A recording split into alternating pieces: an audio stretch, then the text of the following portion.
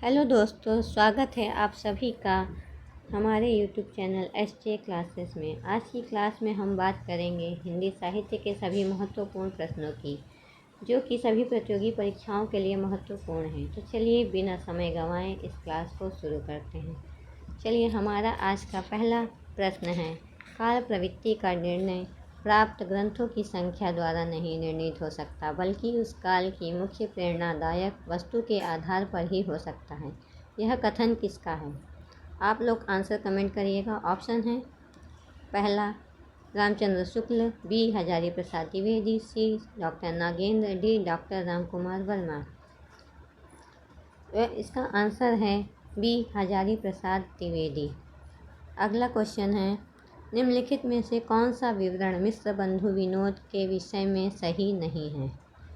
Option है, ए इसमें अनेक कवि जो अज्ञात थे प्रकाश में लाए गए और उनके साहित्यिक महत्व का मूल्य आंका गया। बी इसके प्रथम 3 भाग संख्या 1970 में और चतुर्थ भाग संख्या 1991 विक्रम में प्रकाशित हुए। सी चतुर्थ भाग साहित्य के वर्तमान काल से संबंधित है। और डी इसके चारों भागों में लगभग 3000 कवियों का विवरण मिलता है। आप लोग भी आंसर कमेंट करिएगा। तो इसका आंसर है डी, इसके चारों भागों में लगभग 3000 कवियों का विवरण मिलता है। नेक्स्ट क्वेश्चन है, इतिहास का इतिवृत्तात्मक लेखन सबसे पहले मिश्र बंधुओं के विनोद में पाया जाता है। यह उक्ति किसकी है? आचार्य रामचंद्र शुक्ल, डॉक्टर राम कुमार वर्मा, आचार्य हजारी प्रसाद द्विवेदी या डॉक्टर नागेंद्र। तो इसका आंसर होगा बी डॉक्टर राम कुमार वर्मा। हिंदुस्तानी को सर्वप्रथम हिंदी किस विद्वान ने कहा है? जॉर्ज ग्रियर्सन, गिल क्राइस्ट, ईसा अल्लाह खां या सदा सुखलाल। तो हिंदुस्तानी को सर्वप्रथम हिंदी किस विद्वान ने कहा है? तो ये कहा है गिल क्राइस्ट ने। हिंदी साहित्य का आलोचनात्मक इतिहास के लेखक कौन हैं? डॉक्टर राम कुमार वर्मा, आचार्य हजारी प्रसाद द्विवेदी, डॉक्टर धीरेन्द्र वर्मा, डॉक्टर नलिन विलोचन शर्मा। तो आप बताइएगा इसका आंसर क्या होगा? तो इसका आंसर होगा doctor Ram Kumar Verma. Next question है, मैं इस्लाम के महत्व को भूल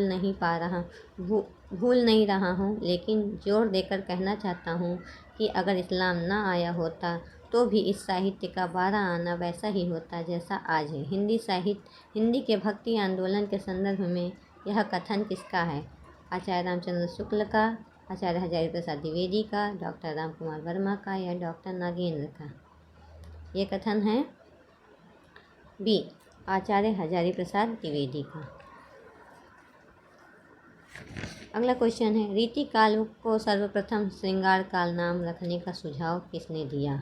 आचार्य रामचंद्र शुक्ल ने, आचार्य विश्वनाथ प्रसाद मिश्र ने, आचार्य हजारी प्रसाद द्विवेदी ने या डॉक्टर राम कुमार वर्मा ने? तो रीति काल को सर्वप्रथम श्रृंगार काल नाम रखने का सुझाव आचार्य विश्वनाथ प्रसाद मिश्र ने दिया। अगला क्वेश्चन है, गार्सा द तासी के इतिहास ग्रंथ इस्तवार द ला लिटरेट्यूर एंडुई ए हिंदुस्तानी दूसरा संस्करण कब प्रकाशित हुआ था? 1848 ईस्वी में, 1868 ईस्वी में, 1871 ईस्वी में या 1888 ईस्वी में? आप लोग भी आंसर कमेंट करिएगा। तो इसका आंसर है 1871 ईस्वी में। नेक्स्ट क्वेश्चन है, रामचंद्र शुक्ल का हिंदी साहित्य का इतिहास पहले किस ग्रंथ की भूमिका के रूप में छपा था? ऑप्शन है, ए हिंदी शब्द सागर, बी हिंदी साहित्य कोश, सी हिंदी साहित्य सागर या डी हिंदी सरित सागर। तो इसका आंसर है ए हिंदी शब्द सागर। नेक्स्ट क्वेश्चन है, रामचंद्र शुक्ल के अनुसार शिव सिंह सरोज में गिनाए गए ग्रंथ कौन से हैं? राम सतसई और कड़खा रामायण, बी दोहावली और कड़खा रामायण, सी राम सतसई और दोहावली, डी कड़खा रामायण और कवित्त रामायण। तो आप लोग आंसर कमेंट करिए कि इसमें क्या हो सकता है। तो इसका आंसर है ए राम सतसई और कड़खा रामायण। अगला क्वेश्चन है, हिंदी साहित्य का आदिकाल हिंदी का एक इतिहास ग्रंथ है। इस ग्रंथ के रचनाकार कौन हैं? रामचंद्र शुक्ल, नलिन विलोचन शर्मा, हजारी प्रसाद द्विवेदी या रामविलास शर्मा? तो इसका आंसर होगा हजारी प्रसाद द्विवेदी। राजस्थानी भाषा और साहित्य पुस्तक के लेखक कौन हैं? ऑप्शन है मुनिराज विजय, बी मोतीलाल मेनारिया, सी टीकम सिंह तोमर या डी पंडित गौरी शंकर हीराचंद ओझा। आप लोग भी आंसर कमेंट करिए। इसका आंसर होगा बी मोतीलाल मेनारिया। राजस्थानी भाषा और साहित्य के पुस्तक के लेखक मोतीलाल मेनारिया हैं। अगला क्वेश्चन है, जॉर्ज ग्रियर्सन द्वारा रचित इतिहास ग्रंथ the modern vernacular literature of northern Hindustan का हिंदी साहित्य का प्रथम इतिहास नाम से अनुवाद किसने किया? डॉक्टर किशोरी लाल गुप्त, लक्ष्मी सागर वार्ष्णेय, डॉक्टर राम कुमार वर्मा या जगदीश गुप्त। तो इसका आंसर है किशोरी लाल गुप्त।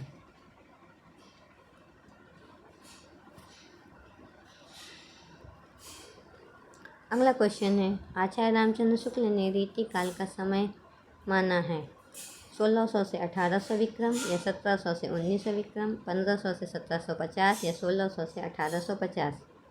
इसका आंसर है बी 1700 से 1900 विक्रमी तक। नेक्स्ट क्वेश्चन है, निम्नलिखित में से किसने हिंदी साहित्य का इतिहास नहीं लिखा? डॉक्टर राम कुमार वर्मा, हजारी प्रसाद द्विवेदी, डॉक्टर नागेंद्र या डॉक्टर लक्ष्मी सागर वार्ष्णेय। आप लोग आंसर कमेंट करिएगा।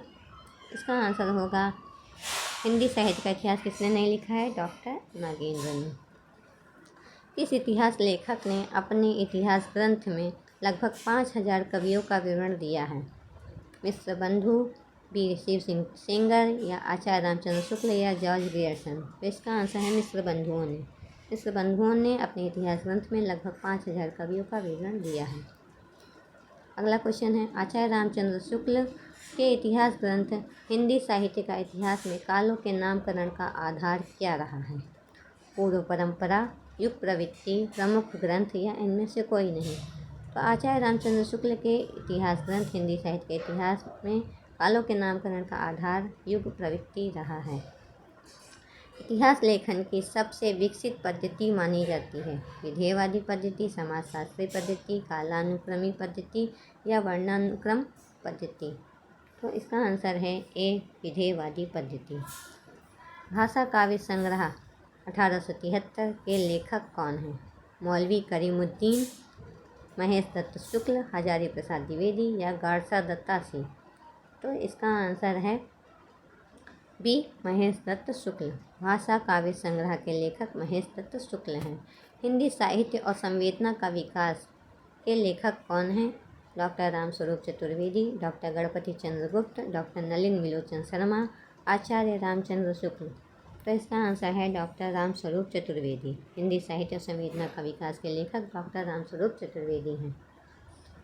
आपको कैसी लगी क्लास? आप लोग कमेंट करके ज़रूर बताइएगा। अगर क्लास अच्छी लगी हो तो वीडियो को लाइक करिएगा, शेयर करिएगा, सब्सक्राइब करिएगा। थैंक यू दोस्तों।